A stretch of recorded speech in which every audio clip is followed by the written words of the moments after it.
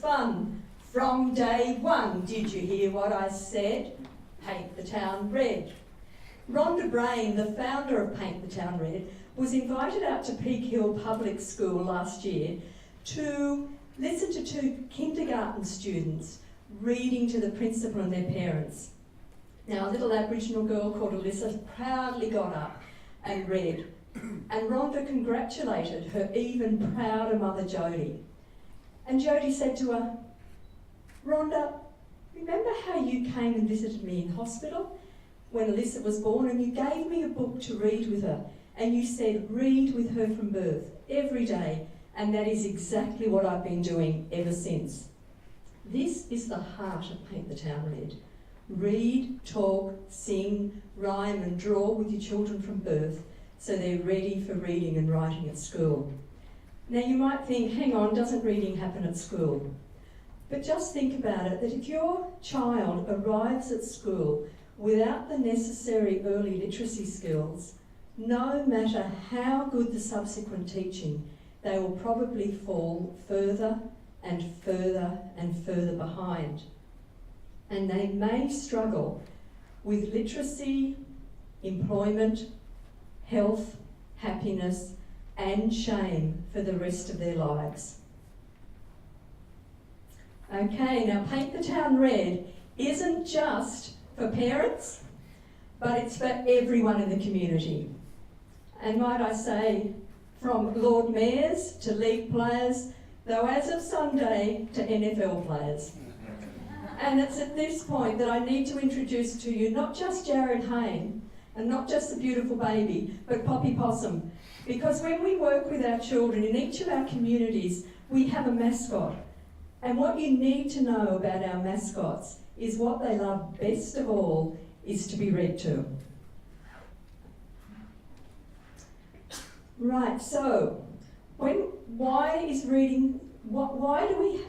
the horse bolted by the time we get to school? Here's the evidence for it. Now, if my 6 minutes is up and I'm still on this slide, it's because this is what I'm passionate about. When we're born, our brains are at the critical phase of development. 90% of the critical part of our brain development happens by the time we're 5.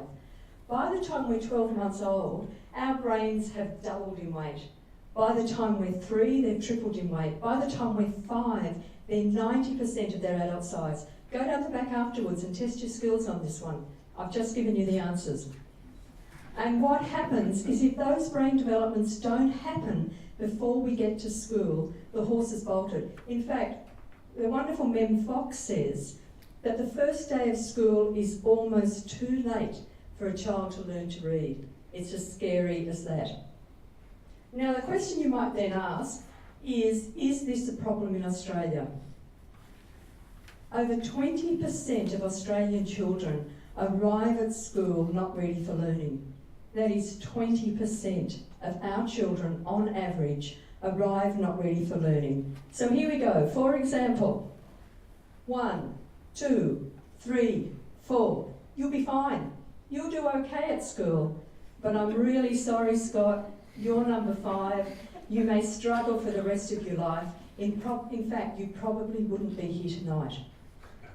So just imagine the parent taking their little boy in on his first day of school. You love your child so much, but you really want them to do better at school than you did, because you struggled miserably at school, and in fact you left school early because it was so hard. But no one ever read with you. No one ever gave you a book in hospital. No one told you to read with your child from birth. And what you don't know now is that your little boy is likely to be number 5, just like you. So how can we change this generational problem in Australia? Because it's real in Australia. In fact, $1 spent in the under 5s, talking about return on investment, is $17 saved in adulthood. So the economists here give me the answer quickly on what that percentage is. How do we make a change? We make a change by encouraging everybody to engage in read, talk, sing with your children from birth. I want to tell you a little story about Isabel, about how we engage.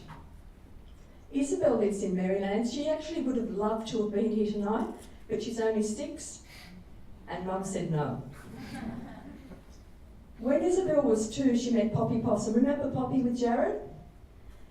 She fell in love with reading. By the time she was 3, she was looking through the local paper because she knew if she found a photo of Poppy in the paper, her mum could take her to read with Poppy.